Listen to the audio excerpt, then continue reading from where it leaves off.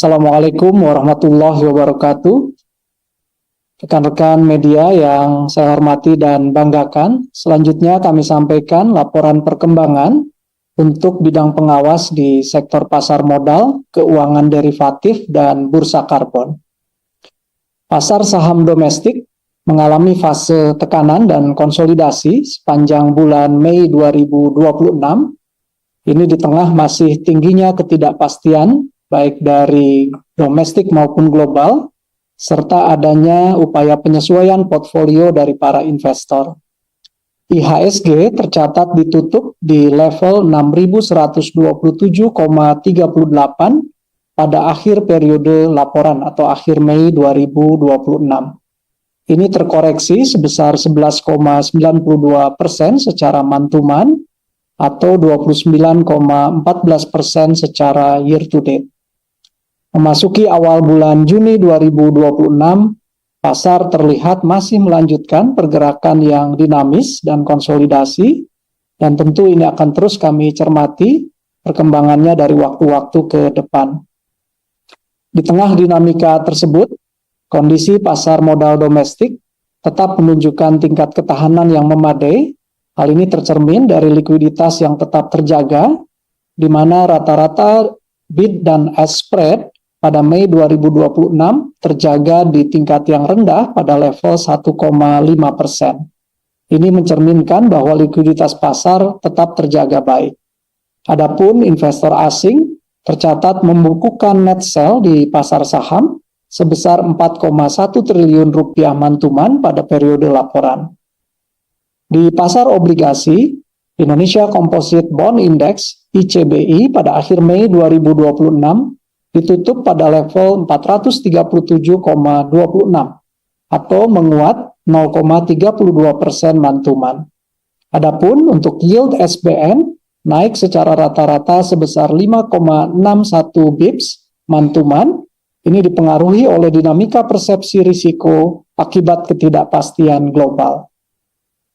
Kinerja industri pengelolaan investasi tercatat tetap terjaga di bulan laporan, di mana nilai aktiva bersih atau NAB reksadana tercatat sebesar 685,76 triliun rupiah. Secara year to date, ini tercatat masih tumbuh positif sebesar 1,55%. Meskipun terjadi net redemption sebesar 1,77 triliun rupiah di bulan Mei 2026. Namun secara year to date, investor reksadana masih membukukan net subscription yang signifikan sebesar 21,61 triliun rupiah. Jumlah investor di pasar modal melanjutkan tren peningkatan dengan kembali terjadi penambahan sebesar 1,26 juta investor month-to-month di bulan Mei 2026. Sehingga tercatat total jumlah investor mencapai 27,75 juta atau tumbuh sebesar 36,27% year to date. Pasar modal domestik juga terus menjalankan peran pentingnya sebagai sumber pembiayaan jangka panjang bagi dunia usaha dan pemerintah. Hingga akhir Mei 2026 secara year to date, nilai fundraising oleh korporasi di pasar modal telah mencapai angka 68,18 triliun rupiah, serta terdapat 75 rencana penawaran umum di dalam pipeline dengan nilai indikatif sebesar 64,26 triliun rupiah. Untuk penggalangan dana melalui Securities Crowdfunding (SCF), total nilai dana dihimpun telah mencapai angka 1,94 triliun rupiah. Pada pasar derivatif keuangan, volume transaksi secara akumulatif mencapai 185.423 lot. Sementara di bursa karbon, secara agregat hingga Mei 2026, volume transaksi tercatat sebanyak 1,98 juta tons of carbon dioxide equivalent, dengan akumulasi nilai transaksi sebesar total 93,76 miliar rupiah.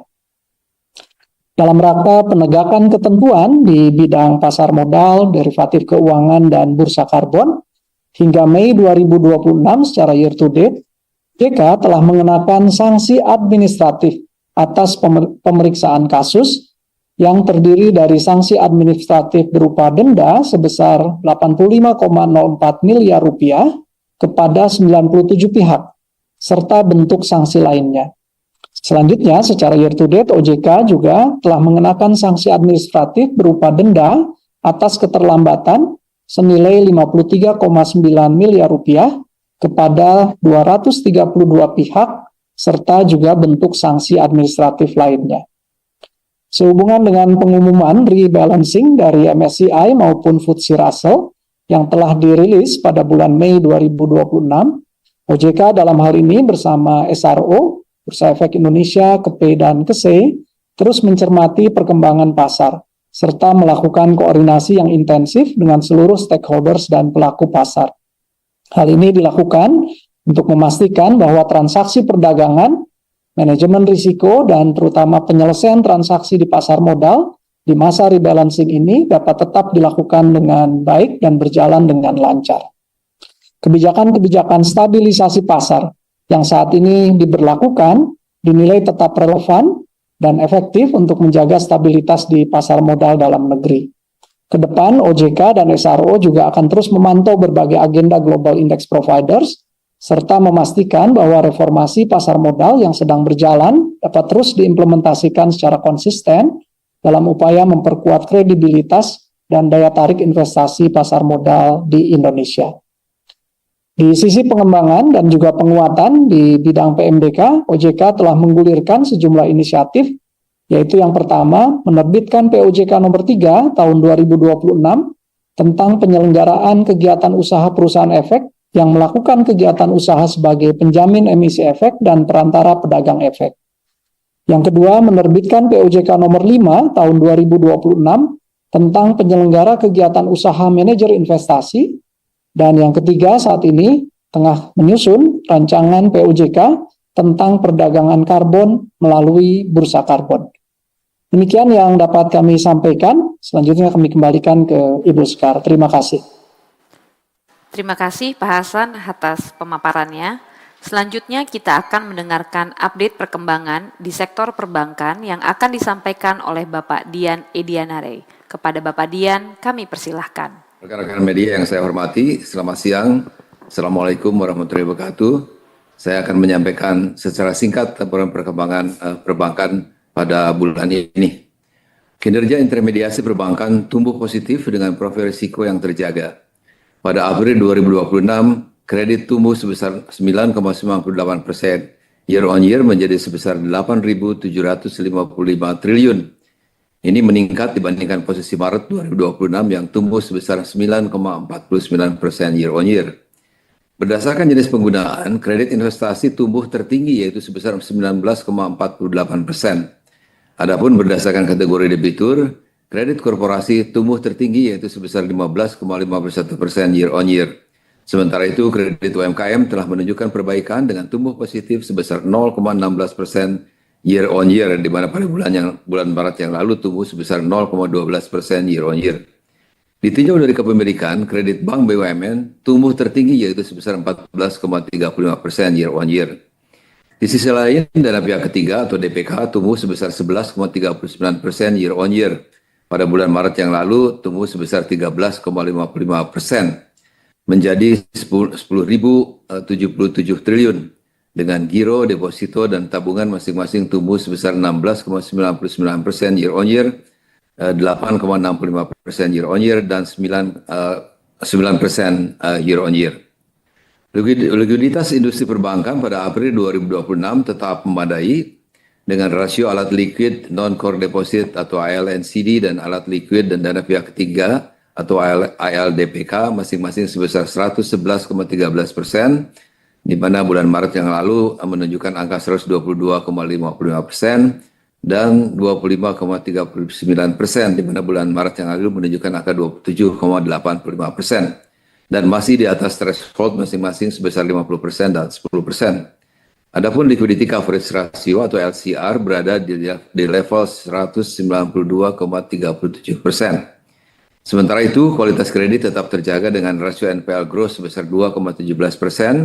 Maret yang lalu tercatat sebesar 2,14%, dan NPL net terjaga di angka 0,84%. Maret yang lalu adalah sebesar 0,83%. Sementara itu loan at risk atau LAR tercatat sebesar 8,82%, di mana bulan Maret yang lalu tercatat sebesar 8,94%. Jadi secara umum tingkat profitabilitas bank atau ROA sebesar 2,46%, di mana Maret yang lalu itu menunjukkan angka 2,47%. Setelah memperhitungkan pembagian dividen, indikator permodalan atau capital adequacy ratio tercatat sebesar 23,97%. Maret yang lalu adalah sebesar 25,09%, menandakan ketahanan permodalan perbankan yang kuat sebagai buffer mitigasi risiko yang memadai.